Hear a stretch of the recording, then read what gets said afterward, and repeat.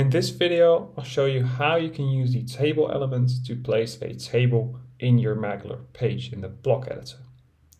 So in order to place a table, we're going to have to add a table element, which we'll find under the Add button on the left side of the screen.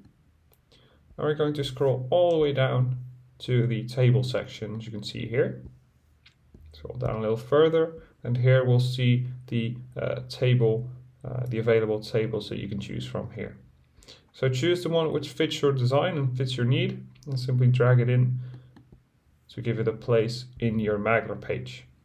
So here you can see that the table's being added. It's got 3 columns by default and 4 rows by default, with some text in them as well. So these are used for quite simple columns. Simply change the text by selecting it and giving it a place.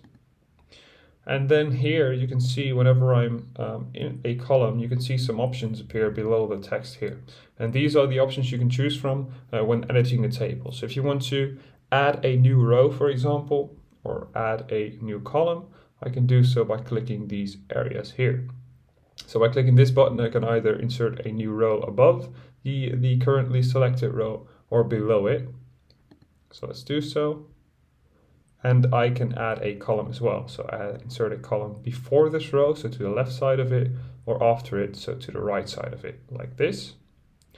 And this way you can expand your column a little, you can expand your table a little in order to display more information inside of it. And that concludes the contents of this video. Be sure to check out any of the other videos to get more information about Maglr and its editors.